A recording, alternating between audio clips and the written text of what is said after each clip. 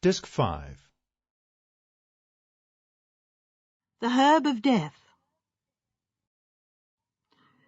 Mrs. Bantry looked around her dinner table at her guests. Miss Marple wore black lace mittens, and an old lace fichu was draped round her shoulders. Sir Henry Clithering, ex-Commissioner of Scotland Yard, had suggested inviting Miss Marple after telling how the white-haired old lady outdid everyone in the game of crime-solving. Mrs. Bantry's gaze fixed on her broad-shouldered husband as he sat talking to Jane Hellyer, the beautiful and popular actress. And there was also the elderly Dr. Lloyd. Sir Henry interrupted her thoughts. "Now then, Mrs. B," he said. Mrs. Bantry looked at him in cold reproof. "I've told you before that I will not be called Mrs. B. It's not dignified. Scheherazade, then. And even less am I what's her name? I never can tell a story properly. You ask Arthur if you don't believe me." "You're quite good at the facts, Dolly," said Colonel Bantry, "but poor at the embroidery." "That's just it," said Mrs. Bantry. She flapped the bulb catalogue she was holding on the table in front of her. "I've been listening to you all, and I don't know how you do it. He said, she said, you wondered, they thought, everyone implied. Well, I just couldn't, and here it is. And besides, I don't know anything to tell a story about." "We can't believe that, Mrs. Bantry," said Dr. Lloyd. He shook his grey head in mocking disbelief. Old Miss Marple said in her gentle voice, "Surely, dear." Mrs. Bantry continued obstinately to shake her head. "You don't know how banal my life is, what with the servants and the difficulties of getting scullery maids, and just going to town for clothes and dentists and Ascot, which Arthur hates. And then the garden." "Ah," said Dr. Lloyd, "the garden. We all know where your heart lies, Mrs. Bantry." "Must be nice to have a garden," said Jane Hellyer, the beautiful young actress. "That is, if you haven't got to dig or to get your hands messed up. I'm ever so fond of flowers." "The garden," said Sir Henry. "Can't we take that as a starting point? Come, Mrs. B., the poisoned bulb, the deadly daffodils, the herb of death." "Now, it's odd your saying that," said Mrs. Bantry. "You've just reminded me. Arthur, do you remember that business at Clodderham Court? You know, old Sir Ambrose Bercy. Do you remember what a courtly, charming old man we thought him?" "Oh, why, of course, yes, that was a strange business. Go ahead, Dolly." "Well, you'd better tell it, dear." "Nonsense, go ahead. Must paddle your own canoe. I did my bit just now." Mrs. Bantry drew a deep breath. She clasped her hands, and her face registered complete mental anguish. She spoke rapidly and fluently. "Well, there's really not much to tell. The herb of death, that's what put it into my head, though in my own mind I called it sage and onions." "Sage and onions?" asked Dr. Lloyd.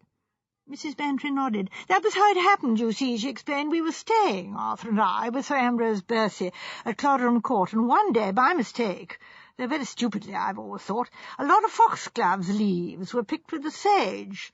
The ducks for dinner that night were stuffed with it, and everyone was very ill, and one poor girl, Sir Ambrose Ward, died of it." She stopped. "Dear, dear," said Miss Marple, "how very tragic." "Wasn't it?" "Well," said Sir Henry, "what next?" "There isn't any next," said Mrs. Bantry, "that's all." Everyone gasped. Though warned beforehand, they had not expected quite such brevity as this. "But, my dear lady," remonstrated Sir Henry, "it can't be all. What you've related is a tragic occurrence, but not in any sense of the word a problem." "Well, of course there's some more," said Mrs. Bantry, "but if I were to tell you, you'd know what it was." She looked defiantly round the assembly and said plaintively, "I told you I couldn't dress things up and make it sound properly like a story ought to do." "Aha," said Sir Henry. He sat up in his chair and adjusted an eyeglass. "Really, you know, Scheherazade, this is most refreshing. Our ingenuity is challenged. I'm not so sure you haven't done it on purpose, to stimulate our curiosity. A few brisk rounds of 20 questions is indicated. I think. Miss Marple, will you begin?" "I'd like to know something about the cook," said Miss Marple. "She must have been a very stupid woman, or else very inexperienced." "She was just very stupid," said Mrs. Bantry. "She cried a great deal afterwards, and said the leaves had been picked and brought into her as sage. And how was she to know?" "Not one who thought for herself," said Miss Marple. "Probably an elderly woman, and I dare say a very good cook."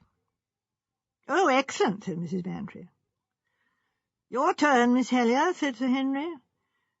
"Oh, you mean to ask a question?" There was a pause while Jane pondered. Finally she said helplessly, "Really, I don't know what to ask." Her beautiful eyes looked appealingly at Sir Henry. "Why not the cast, Miss Helier?" he suggested, smiling. Jane still looked puzzled. "Characters in order of their appearance," said Sir Henry gently. "Oh, yes," said Jane, "that's a good idea." Mrs. Bantry began briskly to tick people off on her fingers. "Sir Ambrose, Sylvia Keene, that's the girl who died. A friend of hers was staying there, Maud Y., one of those dark, ugly girls who managed to make an effect somehow. I never know how they do it. Then there was a Mr. Curl, who had come down to discuss books with Sir Ambrose, you know, rare books, queer old things in Latin, all musty parchment. There was Jerry Lorimer. He was a kind of next-door neighbour. His place, Fairley's, joined Sir Ambrose's estate. And there was Mrs. Carpenter, one of those middle-aged pussies who always seem to manage to dig themselves in comfortably somewhere. She was by way of being a dame de compagnie to Sylvia, I suppose." "If it's my turn," said Sir Henry, "I suppose it is, as I'm sitting next to Miss Helier. I want a good deal.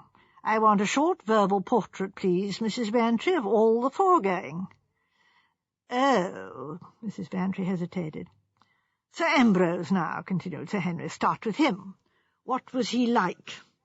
"Oh, he was a very distinguished-looking old man, and not so really very old, not more than 60, I suppose, but he was very delicate. He had a weak heart. He could never go upstairs, and he had to have a lift put in, so that made him seem older than he was. Very charming manners. Courtly, that's the word that describes him best. You never saw him ruffled or upset. He had beautiful white hair and a particularly charming voice." "Good," said Sir Henry. "I see Sir Ambrose." "Now, the girl Sylvia, what did you say her name was?" "Sylvia Keene. She was pretty, really very pretty. Fair-haired, you know, and a lovely skin. Not perhaps very clever, in fact rather stupid." "Oh, come, Dolly," protested her husband. "Arthur, of course, wouldn't think so," said Mrs. Bantry dryly, "but she was stupid. She really never said anything worth listening to." "One of the most graceful creatures I ever saw," said Colonel Bantry warmly. "See her playing tennis. Charming, simply charming, and she was full of fun. Most amusing little thing, and such a pretty way with her. I bet the young fellows all thought so." "That's just where you're wrong," said Mrs. Bantry. "Youth, as such, has no charms for young men nowadays. It's only old duffers like you, Arthur, who sit maundering on about young girls." "Being young's no good," said Jane. "You've got to have S.A." "What," said Miss Marple, "is S.A.?" "Sex appeal," said Jane. "Ah, yes," said Miss Marple, "what in my day they used to call having the come hither in your eye." "Not a bad description," said Sir Henry. "The dame de compagnie you described, I think, as a pussy, Mrs. Bantry." "I didn't mean a cat, you know," said Mrs. Bantry. "It's quite different. Just a big, soft, white, purry person. Always very sweet. That's what Adelaide Carpenter was like." "What sort of aged woman?" "Oh, I should say 40-ish. She'd been there some time, ever since Sylvia was 11, I believe. Very tactful person, one of these widows left in unfortunate circumstances, with plenty of aristocratic relations, but no ready cash. I didn't like her myself, but then I never do like people with very long white hands, and I don't like pussies." "Mr. Curl?" "Oh, one of those elderly stooping men. There are so many of them about, you'd hardly know one from the other. He showed enthusiasm when talking about his musty books, but not at any other time. I don't think Sir Ambrose knew him very well." "And Jerry next door?" "A really charming boy. He was engaged to Sylvia. That's what made it so sad." "Now, I wonder," began Miss Marple, and then stopped. "What?" "Nothing, dear." Sir Henry looked at the old lady curiously. Then he said thoughtfully, "So this young couple were engaged. Had they been engaged long?" About a year. Sir Ambrose had opposed the engagement on the plea that Sylvia was too young, but after a year's engagement he'd given in, and the marriage was to have taken place quite soon. Ah, had the young lady any property? Next to nothing, bare 100 or 2 a year. No rat in that hole, Clethering, said Colonel Bantry, and laughed. It's the doctor's turn to ask a question, said Sir Henry. I stand down. My curiosity is mainly professional, said Dr. Lloyd. I should like to know what medical evidence was given at the inquest, that is, if our hostess remembers, or indeed if she knows. I know roughly, said Mrs. Bantry. It was poisoning by digitalis. Is that right? Dr. Lloyd nodded. The active principle of the foxglove, digitalis, acts on the heart. Indeed, it's a very valuable drug in some forms of heart trouble. Very curious case altogether. I would never have believed that eating a preparation of foxglove leaves could possibly result fatally. These ideas of eating poisonous leaves and berries are very much exaggerated. Very few people realize that the vital principle, or alkaloid, has to be extracted with much care and preparation. Mrs. MacArthur sent some special bulbs round to Mrs. Toomey the other day, said Miss Marple, and Mrs. Toomey's cook mistook them for onions, and all the Toomeys were very ill indeed. But they didn't die of it, said Dr. Lloyd. No, they didn't die of it, admitted Miss Marple. A girl I knew died of ptomaine poisoning, said Jane Hellier. We must get on with investigating the crime, said Sir Henry. Crime? Said Jane, startled. I thought it was an accident. If it were an accident, said Sir Henry gently, I do not think Mrs. Bantry would have told us this story. No, as I read it, this was an accident only in appearance. Behind it is something more sinister. I remember a case. Various guests in a house party were chatting after dinner. The walls were adorned with all kinds of old-fashioned weapons. Entirely as a joke, one of the party seized an ancient horse pistol and pointed it at another man, pretending to fire it. The pistol was loaded and went off, killing the man. We had to ascertain in that case, first, who had secretly prepared and loaded the pistol, and secondly, who had so led and directed the conversation that final bit of horseplay resulted. For the man who had fired the pistol was entirely innocent. Seems to me we have much the same problem here. Those digitalis leaves were deliberately mixed with the sage, knowing what the result would be. Since we exonerate the cook, we do exonerate the cook, don't we? The question arises, who picked the leaves and delivered them to the kitchen? That's easily answered, said Mrs. Bantry. At least that last part of it is. It was Sylvia herself who took the leaves into the kitchen. It was part of her daily job to gather things like salad or herbs, bunches of young carrots, all that sort of thing that gardeners never pick right. They hate giving you anything young and tender. They wait for them to be fine specimens. Sylvia and Mrs. Carpenter used to see to a lot of these things themselves, and there was foxglove actually growing all amongst the sage in one corner, so the mistake was quite natural. But did Sylvia actually pick them herself? That nobody ever knew. It was assumed so. Assumptions, said Sir Henry, are dangerous things. But I do know that Mrs. Carpenter didn't pick them, said Mrs. Bantry, because, as it happened, she was walking with me on the terrace that morning. We went out there after breakfast. It was unusually nice and warm for early spring. Sylvia went alone down into the garden. But later I saw her walking arm in arm with Maud Wye. So they were great friends, were they? Asked Miss Marple. Yes, said Mrs. Bantry. She seemed as though about to say something, but didn't do so. Had she been staying there long? Asked Miss Marple. About a fortnight, said Mrs. Bantry. There was a note of trouble in her voice. You didn't like Miss Wye, suggested Sir Henry. Well, I did. That's just it. I did. The trouble in her voice had grown to distress. You're keeping something back, Mrs. Bantry, said Sir Henry accusingly. I wondered just now, said Miss Marple, but I didn't like to go on. When did you wonder? When you said that the young people were engaged. You said that was what made it so sad. But if you know what I mean, your voice didn't sound right when you said it. Not convincing, you know. What a dreadful person you are, said Mrs. Bantry. You always seem to know. Yes, I was thinking of something, but I don't really know whether I ought to say it or not. You must say it, said Sir Henry. Whatever your scruples, it mustn't be kept back. Well, it was just this, said Mrs. Bantry. One evening, in fact the very evening before the tragedy, I happened to go out on the terrace before dinner. The window in the drawing-room was open, and as it chanced, I saw Jerry Lorimer and Maud Wye. He was, kissing her. Of course, I didn't know whether it was just a sort of chance affair, or whether... Well, I mean, one can't tell.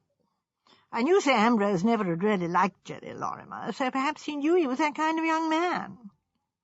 But one thing I am sure of, that girl Maud Wye was really fond of him. You'd only to see her looking at him when she was off guard. And I think, too, that they were really better suited than he and Sylvia were. I'm going to ask a question quickly before Miss Marple can, said Sir Henry. I want to know whether, after the tragedy, Jerry Lorimer married Maud Wye. Yes, said Mrs. Bantry, he did, 6 months afterwards. Oh, Scheherazade, Scheherazade, said Sir Henry, to think of the way you told us this story at first. Bare bones indeed, and to think of the amount of flesh we're finding on them now. Don't speak so girlishly, said Mrs. Bantry, and don't use the word flesh. Vegetarians always do. They say, I never eat flesh, in a way that puts you right off your nice little beefsteak. Mr. Curl was a vegetarian. He used to eat some peculiar stuff that looked like bran for breakfast. Those elderly stooping men with beards are often faddy. They have patent kinds of underwear, too. What on earth, Dolly, said her husband, do you know about Mr. Curl's underwear? Nothing, said Mrs. Bantry with dignity. I was just making a guess. I'll amend my former statement, said Sir Henry. I'll say instead that the cast of characters in your problem is very interesting. I'm beginning to see them all. Eh, Miss Marple? Human nature is always interesting, Sir Henry, and it's curious to see how certain types always tend to act in exactly the same way.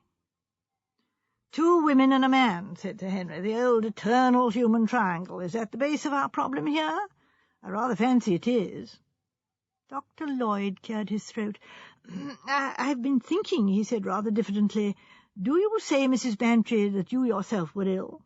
Was I not? So was Arthur, so was everyone.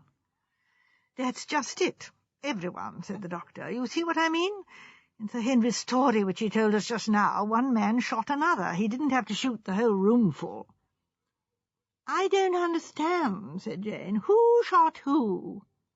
I'm saying that whoever planned this thing went about it very curiously, either with a blind belief in chance or else with an absolutely reckless disregard for human life. I can hardly believe there is a man capable of deliberately poisoning 8 people with the object of removing one amongst them. I see your point, said Sir Henry thoughtfully. I confess I ought to have thought of that. And mightn't he have poisoned himself too? Asked Jane. Was anyone absent from dinner that night? Asked Miss Marple. Mrs. Bantry shook her head. Everyone was there. Except Mr. Lorimer, I suppose, my dear. He wasn't staying in the house, was he? No, but he was dining there that evening, said Mrs. Bantry. Oh, said Miss Marple in a changed voice. Oh, that makes all the difference in the world. She frowned vexedly to herself. I've been very stupid, she murmured, very stupid indeed. I confess your point worries me, Lloyd, said Sir Henry. How ensure that the girl, and the girl only, should get a fatal dose? You can't, said the doctor. That brings me to the point I'm going to make. Supposing the girl was not the intended victim after all. What?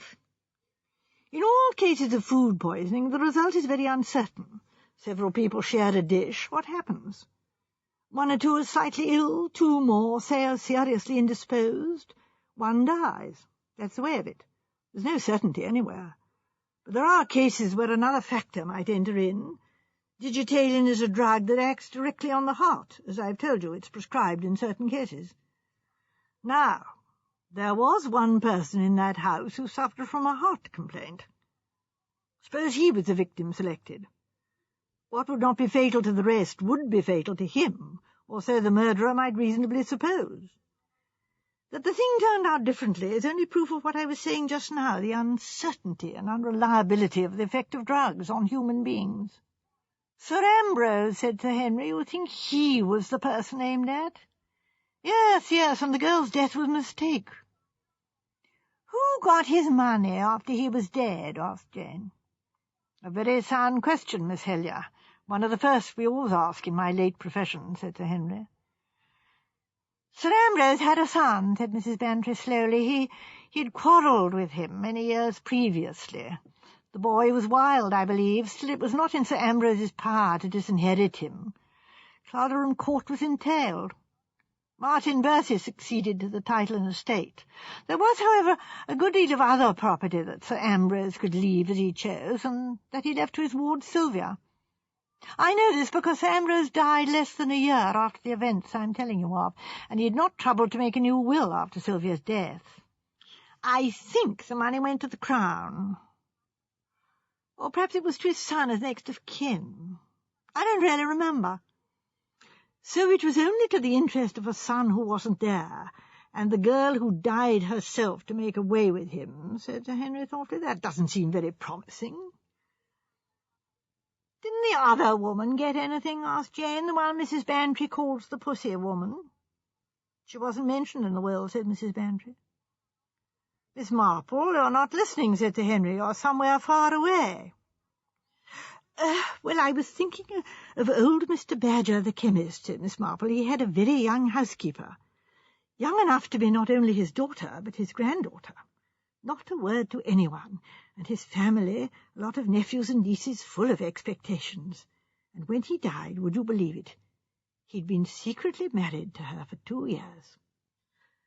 Of course, Mr. Badger was a chemist, and a very rude, common old man as well. Sir Ambrose Bercy was a very courtly gentleman, so Mrs. Bantry says, but for all that, human nature is much the same everywhere. There was a pause. Sir Henry looked very hard at Miss Marple, who looked back at him with gently quizzical blue eyes. Jane Helier broke the silence. Was this Mrs. Carpenter good-looking? She asked. Yes, in a very quiet way, nothing startling. She had a very sympathetic voice, said Colonel Bantry. Purring, that's what I called it, said Mrs. Bantry, purring. You'll be called a cat yourself one of these days, Dolly. I like being a cat in my home circle, said Mrs. Bantry. I don't much like women anyway, and you know it. I like men and flowers. Excellent taste, said Sir Henry, especially putting men first. That was tact, said Mrs. Bantry. Well, now, what about my little problem? I've been quite fair, I think. Arthur, don't you think I've been fair? Yes, my dear, I don't think there'll be any inquiry into the running by the stewards of the Jockey Club. First boy, said Mrs. Bantry, pointing a finger at Sir Henry. I'm going to be long-winded, because, you see, I haven't really got any feeling of certainty about the matter. First, Sir Ambrose, well, he wouldn't take such an original method of committing suicide, and on the other hand, he certainly had nothing to gain by the death of his ward, except Sir Ambrose. Mr. Curll, no motive for the death of girl? If Sir Ambrose was intended victim, he might possibly have purloined a rare manuscript or two that no one else would miss. Very thin, most unlikely. So I think that in spite of Mrs. Bantry's suspicions as to his underclothing, Mr. Curll is cleared. Miss Y. Motive for death of Sir Ambrose? None. Motive for death of Sylvia? Pretty strong. She wanted Sylvia's young man, and wanted him rather badly, from Mrs. Bantry's account. She was with Sylvia that morning in the garden, so had opportunity to pick leaves. No, we can't dismiss Miss Y so easily. Young Lorimer? He's got a motive in either case. If he gets rid of his sweetheart, he can marry the other girl. Still, seems a bit drastic to kill her. What's a broken engagement in these days? If Sir Ambrose dies, he will marry a rich girl instead of a poor one. That might be important or not. Depends on his financial position. If I find that his estate was heavily mortgaged, and that Mrs. Bantry deliberately withheld the fact from us, I shall claim a foul. Now, Mrs. Carpenter, you know I've suspicions of Mrs. Carpenter, those white hands for one thing, and her excellent alibi at the time the herbs were picked.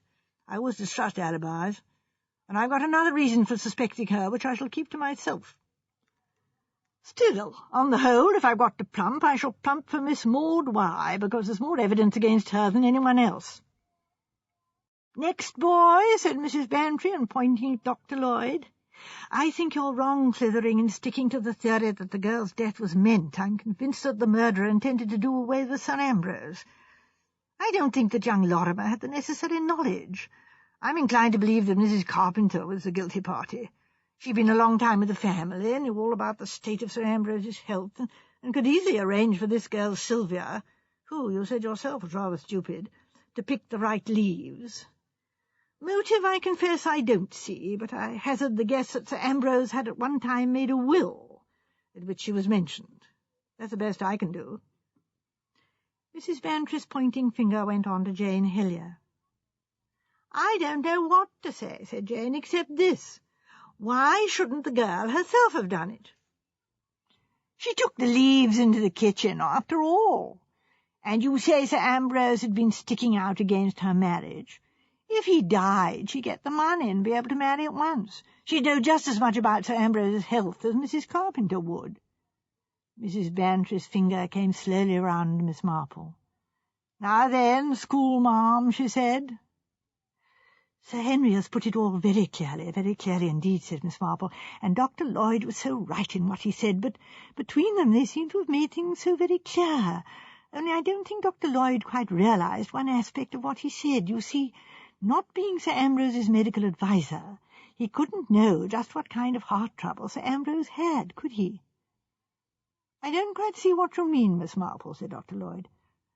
Well, you're assuming, aren't you, that Sir Ambrose had the kind of heart the digitalin would affect adversely. But there's nothing to prove that's so. It might be just the other way about." "The other way about?" "Yes. You did say that it was often prescribed for heart trouble." "Even then, Miss Marple, I don't see what that leads to." "Well, it would mean that he would have digitalin in his possession quite naturally, without having to account for it. What I'm trying to say, I always express myself so badly, is this. Supposing you wanted to poison anyone with a fatal dose of digitalis, wouldn't the simplest and easiest way be to arrange for everyone to be poisoned, actually, by digitalin leaves? It wouldn't be fatal in anyone else's case, of course, but no one would be surprised at one victim because, as Dr. Lloyd said, these things are so uncertain. No one would be likely to ask whether the girl had actually had a fatal dose of infusion of digitalis or something of that kind. He might have put it in a cocktail, or in her coffee, or even made her drink it quite simply as a tonic." "You mean Sir Ambrose poisoned his ward, the charming girl whom he loved?" "That's just it," said Miss Marple, "like Mr. Badger and his young housekeeper. Don't tell me it's absurd for a man of 60 to fall in love with a girl of 20. It happens every day, and I dare say with an old autocrat like Sir Ambrose it might take him queerly. These things become a madness sometimes. He couldn't bear the thought of her getting married, did his best to oppose it, and failed. His mad jealousy became so great that he preferred killing her to letting her go to young Lorimer. He must have thought of it some time beforehand, because that foxglove seed would have to be sown among the sage. He'd pick it himself when the time came and send into the kitchen with it. Oh, it's horrible to think of, but I suppose we must take as merciful a view of it as we can. Gentlemen of that age are sometimes very peculiar indeed where young girls are concerned. Our last organist— Oh, but there, I mustn't talk scandal." "Mrs. Bantry," said Sir Henry, "is this so?" Mrs. Bantry nodded. "Yes, I'd no idea of it. Never dreamt of the thing being anything but an accident. Then after Sir Ambrose's death I got a letter. He'd left directions to send it to me. He told me the truth in it. I don't know why, but he and I always got on very well together." In the momentary silence she seemed to feel an unspoken criticism, and went on hastily, "Well, you think I'm betraying a confidence, but that isn't so. I've changed all the names. He wasn't really called Sir Ambrose Bercy. Didn't you see how Arthur stared stupidly when I said that name to him? He didn't understand at first. I've changed everything.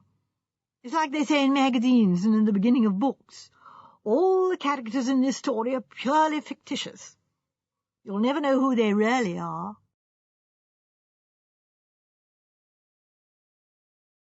The Affair at the Bungalow. "I've thought of something," said Jane Hillier. Her beautiful face was lit up with the confident smile of a child expecting approbation. It was a smile such as moved audiences nightly in London, and which had made the fortunes of photographers. "It happened," she went on carefully, "to a friend of mine." Everyone made encouraging but slightly hypocritical noises. Colonel Bantry, Mrs. Bantry, Sir Henry Clythering, Dr. Lloyd, and old Miss Marple were one and all convinced that Jane's friend was Jane herself. She would have been quite incapable of remembering or taking an interest in anything affecting anyone else. "My friend," went on Jane, "I won't mention her name, was an actress, a very well-known actress." No one expressed surprise. Sir Henry Clythering thought to himself, "Now I wonder how many sentences it'll be before she forgets to keep up the fiction and says I instead of she. My friend was on tour in the provinces. This was a year or two ago. I suppose I'd better not give the name of the place. It was a riverside town not very far from London. I'll call it—" She paused, her brows perplexed in thought. The invention of even a simple name appeared to be too much for her. Sir Henry came to the rescue. "Shall we call it Riverbury?" he suggested gravely. "Oh, yes, that would do splendidly. Riverbury, I'll remember that. Well, as I say, this, my friend was at Riverbury with her company, and a very curious thing happened." She puckered her brows again. "It's very difficult," she said plaintively, "to say just what you want. One gets things mixed up and tells the wrong thing first." "You're doing it beautifully," said Dr. Lloyd encouragingly. "Go on." "Well, this curious thing happened. My friend was sent for to the police station, and she went. It seemed there had been a burglary at a riverside bungalow, and they'd arrested a young man, and he told a very odd story, and so they sent for her. She'd never been to a police station before, but they were very nice to her. Very nice indeed." "They would be, I'm sure," said Sir Henry. "The sergeant, I think it was a sergeant, or it may have been an inspector, gave her a chair and explained things, and of course I saw at once that it was some mistake." "Ah," thought Sir Henry. "Aye, here we are. I thought as much." "My friend said so," continued Jane, serenely unconscious of her self-betrayal. "She explained that she'd been rehearsing with her understudy at the hotel, and that she'd never even heard of this Mr. Faulkner, and the sergeant said, Miss She stopped and flushed. "Miss Hellman," suggested Sir Henry with a twinkle. "Oh, yes, that would do, thank you. He said, 'Well, Miss Hellman, I felt it must be some mistake, knowing that you were stopping at the Bridge Hotel, and he said, would I have any objection to confronting, or was it being confronted? I can't remember.'" "Doesn't matter," said Sir Henry reassuringly. "Anyway, with the young man, so I said, 'Of course not,' and they brought him and said, 'This is Miss Hellyer,' and—" "Oh," Jane broke off, open-mouthed. "Never mind, my dear," said Miss Marple consolingly. "We were bound to guess, you know, and you haven't given us the name of the place or anything that really matters." "Well," said Jane, "I did mean to tell it as though it happened to someone else, but it is difficult, isn't it? I mean, one forgets so." Everyone assured her that it was very difficult, and soothed and reassured she went on with her slightly involved narrative. "He was a nice-looking man, quite a nice-looking man, young, with reddish hair, and his mouth just opened when he saw me, and the sergeant said, 'Is this the lady?' And he said, 'No, indeed it isn't. What an ass I've been.' And I smiled at him and said it didn't matter." "I can picture the scene," said Sir Henry. Jane Hellyer frowned. "Let me see, how had I better go on?" "Supposing you tell us what it was all about, dear," said Miss Marple, so mildly that no one could suspect her of irony. "I mean, what the young man's mistake was, and about the burglary." "Oh, yes," said Jane. "Well, you see, this young man, Leslie Faulkner, his name was, had written a play. He'd written several plays, as a matter of fact, though none of them had ever been taken, and he had sent this particular play to me to read. I didn't know about it because, of course, I have hundreds of plays sent to me, and I read very few of them myself, only the ones I know something about. Anyway, there it was, and it seems that Mr. Faulkner got a letter from me. Only it turned out not to be really from me. You understand?" She paused anxiously, and they assured her they understood. saying that I'd read the play and liked it very much, and would he come down and talk it over with me, and it gave the address, the bungalow, Riverbury. So Mr. Faulkner was frightfully pleased, and he came down and arrived at this place, the bungalow. A parlour-maid opened the door, and he asked for Miss Helier, and she said Miss Helier was in and expecting him, and showed him into the drawing-room, and there a woman came to him, and he accepted her as me, as a matter of course. It seems queer, because after all he had seen me act, and my photographs are very well known, aren't they? Over the length and breadth of England, said Mrs. Bantry promptly, but there's often a lot of difference between a photograph and its original, my dear Jane, and there's a great deal of difference between behind the footlights and off the stage. It's not every actress who stands the test as well as you do, remember. Well, said Jane, slightly mollified, that may be so. Anyway, he described this woman as tall and fair, with big blue eyes and very good-looking, so I suppose it must have been near enough. He certainly had no suspicions. She sat down and began talking about his play, and said she was anxious to do it.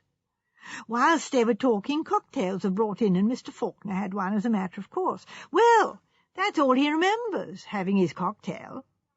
When he woke up, or came to himself, or whatever you call it, he was lying out in the road, by the hedge, of course, so that there would be no danger of his being run over. He felt very queer and shaky, so much so that he just got up and staggered along the road, not quite knowing where he was going. He said if he'd had any senses about him, he'd have gone back to the bungalow and tried to find out what had happened, but he just felt stupid and mazed and walked along without quite knowing what he was doing. He was just more or less coming to himself when the police arrested him. Why did the police arrest him? Asked Dr. Lloyd. Oh, didn't I tell you? Said Jane, opening her eyes very wide. Oh, how very stupid I am. The burglary. You mentioned a burglary, but you didn't say where or what or why, said Mrs. Bantry. Well, this bungalow, the one he went to, of course, it wasn't mine at all. It belonged to a man whose name was... Again Jane furrowed her brows. Do you want me to be godfather again? Asked Sir Henry. Pseudonyms supplied free of charge. Describe the tenant, and I'll do the naming. It was taken by a rich city man, a knight. Sir Herman Cohen, suggested Sir Henry. Oh, that will do beautifully. He took it for a lady. She was the wife of an actor, and she was also an actress herself. We'll call the actor Claude Leeson, said Sir Henry, and the lady would be known by her stage name, I suppose, so we'll call her Miss Mary Kerr.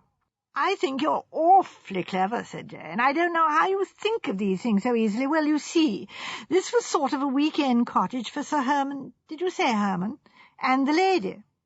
And, of course, his wife knew nothing about it, which is so often the case, said Sir Henry. And he'd given this actress woman a good deal of jewellery, including some very fine emeralds. Ah, said Dr. Lloyd, now we're getting at it. This jewellery was at the bungalow, just locked up in a jewel case. The police said it was very careless. Anyone might have taken it. You see, Dolly, said Colonel Bantry, what do I always tell you? Well, in my experience, said Mrs. Bantry, it's always the people who are so dreadfully careful who lose things. I don't lock mine up in a jewel case. I keep it in a drawer loose under my stockings. I dare say if, what's her name, Mary Kerr had done the same thing, it would never have been stolen. It would, said Jane, because all the drawers are burst open and the contents strewn about. But they weren't really looking for jewels, said Mrs. Bantry. They were looking for secret papers. That's what always happens in books. I don't know about secret papers, said Jane doubtfully. I never heard of any. Don't be distracted, Miss Helier, said Colonel Bantry. Dolly's wild red herrings are not to be taken seriously. About the burglary, said Sir Henry. Yes, well, the police were rung up by someone who said that she was Miss Mary Kerr. She said the bungalow had been burgled and described a young man with red hair who'd called there that morning. Her maid had thought there was something odd about him and had refused him admittance, but later they'd seen him getting out through a window. She described the man so accurately that the police arrested him only an hour later, and then he told his story and showed them the letter from me. And as I told you, they fetched me, and when he saw me he said what I told you, that it hadn't been me at all. A very curious story, said Dr. Lloyd. Did Mr. Faulkner know this, Miss Kerr? No, he didn't. Or said he didn't. But I haven't told you the most curious part yet. The police went to the bungalow, of course, and they found everything as described. Drawers pulled out and jewels gone, but the whole place was empty. It wasn't till some hours later that Mary Carr came back, and when she did, she said she'd never rung them up at all, and this was the first she'd heard of it. It seemed that she had had a wire that morning from a manager offering her a most important part and making an appointment, so she'd naturally rushed up to town to keep it. When she got there, she found that the whole thing was a hoax. No telegram had ever been sent. "A common enough ruse to get her out of the way," commented Sir Henry. "What about the servants?" "The same sort of thing happened there. There was only one, and she was rung up on the telephone, apparently by Mary Carr, who said she left a most important thing behind. She directed the maid to bring up a certain handbag which was in the drawer of her bedroom. She was to catch the first train. The maid did so, of course locking up the house, but when she arrived at Miss Carr's club, where she'd been told to meet her mistress, she waited there in vain." Said Sir Henry, "I begin to see. The house was left empty, and to make an entry by one of the windows would present few difficulties, I should imagine. But I don't quite see where this Mr. Faulkner comes in. Who did ring up the police if it wasn't Miss Carr?" "That's what nobody knew or ever found out." "Curious," said Sir Henry. "Did the young man turn out to be genuinely the person he said he was?" "Oh, yes, that part of it was all right. He'd even got the letter, which was supposed to be written by me. It wasn't the least bit like my handwriting, but then, of course, he couldn't be supposed to know that." "Well, let's state the position clearly," said Sir Henry. "Correct me if I go wrong. The lady and the maid are decoyed from the house. The young man is decoyed down there by means of a bogus letter, colour being lent to this last by the fact that you actually are performing at Riverbury that week. The young man is doped, and the police are rung up and have their suspicions directed against him. A burglary actually has taken place. I presume the jewels were taken." "Oh, yes." "Were they ever recovered?" "No, never, I think. As a matter of fact, Sir Herman tried to hush things up all he knew how, but he couldn't manage it, and I rather fancy his wife started divorce proceedings in consequence. Still, I don't really know about that." "What happened to Mr. Leslie Faulkner?" "He was released in the end. The police said they hadn't really got enough against him. Don't you think the whole thing was rather odd?" "Distinctly odd. The first question is whose story to believe. In telling it, Miss Helier, I notice that you incline towards believing Mr. Faulkner. Have you any reason for doing so, beyond your own instinct in the matter?" "No," said Jane unwillingly, "I suppose I haven't. But he was so very nice and so apologetic for having mistaken anyone else for me that I feel sure he must have been telling the truth." "I see," said Sir Henry, smiling, "but you must admit that he could have invented the story quite easily. He could write the letter purporting to be from you himself. He could also dope himself after successfully committing the burglary. But I confess I don't see where the point of all that would be. Easier to enter the house, help himself, and disappear quietly, unless just possibly he was observed by someone in the neighbourhood, and knew himself to have been observed. Then he might hastily concoct this plan for diverting suspicion from himself and accounting for his presence in the neighbourhood." "Was he well off?" asked Miss Marple. "I don't think so," said Jane. "No, I believe he was rather hard up." "The whole thing seems curious," said Dr. Lloyd. "I must confess that if we accept the young man's story as true, it seems to make the case much more difficult. Why should the unknown woman who pretended to be Miss Helier drag this unknown man into the affair? Why should she stage such an elaborate comedy?" "Tell me, Jane," said Mrs. Bantry, "did young Faulkner ever come face-to-face with Mary Carr at any stage of the proceedings?" "I don't quite know," said Jane slowly, as she puzzled her brows in remembrance. "Because if he didn't, the case is solved," said Mrs. Bantry. "I'm sure I'm right. What is easier than to pretend you're called up to town? You telephone to your maid from Paddington, or whatever station you arrive at, and as she comes up to town, you go down again. The young man calls by appointment, he's doped, you set the stage for the burglary, overdoing it as much as possible. You telephone the police, giving a description of your scapegoat, and off you go to town again. Then you arrive home by a later train and do the surprised innocent." "But why should she steal her own jewels, Dolly?" "They always do," said Mrs. Bantry. "Anyway, I can think of hundreds of reasons. She may have wanted money at once. Old Sir Herman wouldn't give her cash, perhaps, so she pretends the jewels are stolen and then sells them secretly. Or she may have been being blackmailed by someone who threatened to tell her husband or Sir Herman's wife.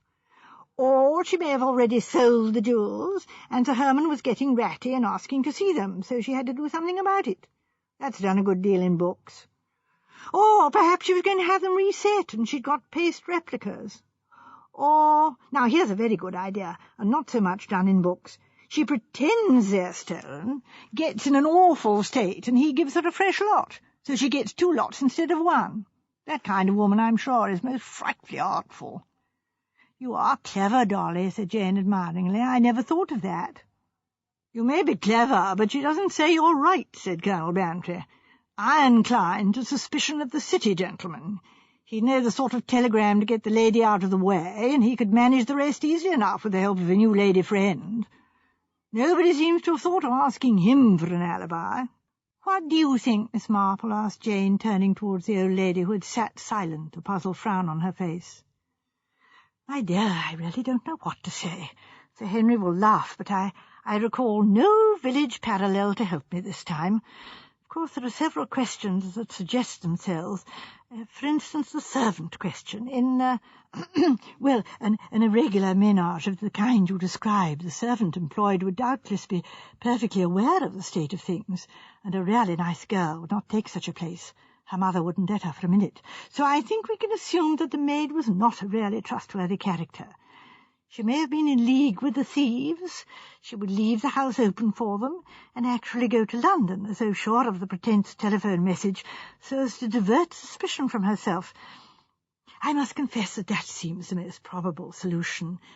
Only if ordinary thieves were concerned, it seems very odd. It seems to argue more knowledge than the maidservant was likely to have. Miss Marple paused, and then went on dreamily. I can't help feeling that there was some, well, what I must describe as personal feeling about the whole thing. Supposing somebody had a spite, for instance. Don't you think that would explain things better, and a deliberate attempt to get him into trouble? That's what it looks like. And yet, that's not entirely satisfactory. Why, Doctor, you haven't said anything, said Jane. I'd forgotten you. I'm always getting forgotten, said the grizzled doctor sadly. I must have a very inconspicuous personality. Oh, no, said Jane. Do tell us what you think. I'm rather in the position of agreeing with everyone's solutions, and yet with none of them. I myself have a far-fetched and probably totally erroneous theory that the wife may have had something to do with it. Sir Herman's wife, I mean. I've no grounds for thinking so, only you would be surprised if you knew the extraordinary things that a wronged wife will take it into her head to do. Oh, Dr. Lloyd, cried Miss Marple excitedly, how clever of you, and I never thought of poor Mrs. Pebmarsh. Jane stared at her. Mrs. Pebmarsh? Who is Mrs. Pebmarsh? Well, Miss Marple hesitated, I don't know that she really comes in. She's a laundress, and she stole an opal pin that was pinned into a blouse and put it in another woman's house. Jane looked more fogged than ever. And that makes it all perfectly clear to you, Miss Marple, said Sir Henry with a twinkle. But to his surprise, Miss Marple shook her head. No, I'm afraid it doesn't. I must confess myself completely at a loss. What I do realize is that women must stick together. One should, in an emergency, stand by one's own sex. I think that's the moral of the story Miss Helier has told us. I must confess that particular ethical significance of the mystery has escaped me, said Sir Henry gravely. Perhaps I shall see the significance of your point more clearly when Miss Helier has revealed the solution. Said Jane, looking rather bewildered. I was observing that in childish language we give it up. You and you alone, Miss Helier, have had the high honour of presenting such an absolutely baffling mystery that even Miss Marple has to confess herself defeated. You all give it up? Asked Jane. Yes. After a minute's silence, during which he waited for the others to speak, Sir Henry constituted himself spokesman once more. That is to say, we stand or fall by the sketchy solutions we have tentatively advanced. 1 each for the mere men, 2 for Miss Marple, and a round dozen from Mrs. B. It was not a dozen, said Mrs. Bantry. They were variations on a main theme. And how often am I to tell you that I will not be called Mrs. B? So you all give up, said Jane thoughtfully. That's very interesting. She leant back in her chair and began to polish her nails rather absent-mindedly. Well, said Mrs. Bantry, come on, Jane, what's the solution? The solution? Yes, what really happened? Jane stared at her. I haven't the least idea. What? I've always wondered. I thought you were all so clever, one of you would be able to tell me. Everybody harboured feelings of annoyance. It was all very well for Jane to be so beautiful, but at the moment everyone felt that stupidity could be carried too far. Even the most transcendent loveliness could not excuse it. You mean the truth was never discovered, said Sir Henry. No, that's why, as I say, I did think that you would be able to tell me. Jane sounded injured. It was plain that she felt she'd had a grievance. Well, I'm, said Colonel Bantry, words failing him.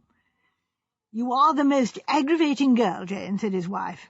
Anyway, I'm sure, and all shall be, that I was right. If you just tell us the proper names of all the people, I shall be quite sure. I don't think I could do that, said Jane slowly. No, dear, said Miss Marple. Miss Helier couldn't do that. Of course she could, said Mrs. Bantry. Don't be so high-minded, Jane. We older folks must have a bit of scandal. At any rate, tell us who the city magnate was. But Jane shook her head, and Miss Marple, in her old-fashioned way, continued to support the girl. It must have been a very distressing business, she said. No, said Jane truthfully, I think I rather enjoyed it. Well, perhaps you did, said Miss Marple. I suppose it was a break in the monotony. What play were you acting in? Smith. Oh, yes, that's one of Mr. Somerset Maugham's, isn't it? All his are very clever, I think. I've seen them nearly all. You're reviving it to go on tour next autumn, aren't you? Asked Mrs. Bantry. Jane nodded. Well, said Miss Marple, rising, I must go home. Such late hours. But we've had a very entertaining evening. Most unusually so. I think Miss Helier's story wins the prize. Don't you agree? I'm sorry you're angry with me, said Jane, about not knowing the end, I mean. I suppose I should have said so sooner. Her tone sounded wistful. Dr. Lloyd rose gallantly to the occasion. My dear young lady, why should you? You gave us a very pretty problem to sharpen our wits upon. I'm only sorry we none of us could solve it convincingly. Speak for yourself, said Mrs. Bantry. I did solve it. I'm convinced I'm right. Do you know, I really believe you are, said Jane. What you said sounded so probable. Which of her 7 solutions do you refer to? Asked Sir Henry teasingly. Dr. Lloyd gallantly assisted Miss Marple to put on her galoshes. Just in case, as the old lady explained. The doctor was to be her escort to her old-world cottage. Wrapped in several woolen shawls, Miss Marple wished everyone good night once more. She came to Jane Helier last, and leaning forward, she murmured something in the actress's ear. A startled, "Oh!" burst from Jane, so loud as to cause the others to turn their heads. Smiling and nodding, Miss Marple made her exit. Jane Helier stared after her. "Are you coming to bed, Jane?" asked Mrs. Bantry. "What's the matter with you? You're staring as though you'd seen a ghost." With a deep sigh, Jane came to herself. She had a beautiful and bewildering smile on the 2 men, and followed her hostess up the staircase. Mrs. Bantry came into the girls' room with her. "Your fire's nearly out," said Mrs. Bantry, giving it a vicious and ineffectual poke. "They can't have made it up properly. How stupid housemaids are still. I suppose we are rather late tonight. Why, it's actually past 1 o'clock. "Do you think there are many people like her?" asked Jane Helier. She was sitting on the side of the bed, apparently wrapped in thought. "Like the housemaid?" "No. Like that funny old woman. What's her name? Marple." "Oh, I don't know. I suppose she's a fairly common type in a small village." "Oh, dear," said Jane, "I don't know what to do." She sighed deeply. "What's the matter?" "I'm worried." What about? Dolly, Jane Helier was portentously solemn, do you know what that queer old lady whispered to me before she went out of the door tonight? No, what? She said, I shouldn't do it if I were you, my dear. Never put yourself too much in another woman's power, even if you think she's your friend at the moment. You know, Dolly, that's awfully true. The maxim, yes, perhaps it is, but I don't see the application. I suppose you can't ever really trust a woman, and I should be in her power. I never thought of that. What woman are you talking about? Netta Green, my understudy. What on earth does Miss Marple know about your understudy? I suppose she guessed, but I can't see how. Jane, will you kindly tell me at once what you're talking about? The story. The one I told you. Oh, Dolly, that woman, you know, the one that took Claude from me. Mrs. Bantry nodded, casting her mind back rapidly to the first of Jane's unfortunate marriages, to Claude Averborough, the actor. He married her. I could have told him how it would be. Claude doesn't know, but she's carrying on with Sir Joseph Salmon. Weekends with him at the bungalow I told you about. I wanted her shown up. I'd like everyone to know the sort of woman she was, and you see, with a burglary, everything would be bound to come out. Jane, gasped Mrs. Bantry, did you engineer this story you've been telling us? Jane nodded. That's why I chose Smith. I wear parlourmaid's kit in it, you know, so I should have it handy. And when they sent for me to the police station, it's the easiest thing in the world to say I was rehearsing my part as my understudy at the hotel. Really, of course, we would be at the bungalow. I just have to open the door and bring in the cocktails, and Netta to pretend to be me. He'd never see her again, of course, so there would be no fear of his recognising her. And I can make myself look quite different as a parlourmaid, and besides, one doesn't look at parlourmaids as though they were people. We planned to drag him out into the road afterwards, bag the jewel case, telephone the police, and get back to the hotel. I shouldn't like the poor young man to suffer, but Sir Henry didn't seem to think he would, did he? And she'd be in the papers and everything, and Claude would see what she was really like. Mrs. Bantry sat down and groaned. Oh, my poor head, and all the time— Jane Helier, you deceitful girl, telling us that story the way you did. I am a good actress, said Jane complacently. I always have been, whatever people choose to say. I didn't give myself away once, did I? Miss Marple was right, murmured Mrs. Bantry. The personal element. Oh, yes, the personal element. Jane, my good child, you realise that theft is theft, and you might have been sent to prison. Well, none of you guessed, said Jane, except Miss Marple. The worried expression returned to her face. Dolly, do you really think there are many like her? Frankly, I don't, said Mrs. Bantry. Jane sighed again. Oh, well, still one had better not risk it, and of course I should be in Netta's power, that's true enough. She might turn against me or blackmail me or anything. She helped me think out the details, and she professed to be devoted to me, but one never does know with women. No, I think Miss Marple was right. I'd better not risk it. But, my dear, you have risked it. Oh, no, Jane opened her blue eyes very wide. Don't you understand? None of this has happened yet. I was, well, trying it on the dog, so to speak. I don't profess to understand your theatrical slang, said Mrs. Bantry with dignity. Do you mean this is a future project, not a past deed? I was going to do it this autumn, in September. I don't know what to do now. And Jane Marple guessed, actually guessed the truth and never told us, said Mrs. Bantry wrathfully. I think that was why she said about women sticking together. She wouldn't give me away before the men. That was nice of her. I don't mind your knowing, Dolly. Well, give the idea up, Jane, I beg of you. I think I shall, murmured Miss Helier. There might be other Miss Marples. End of Disc 5.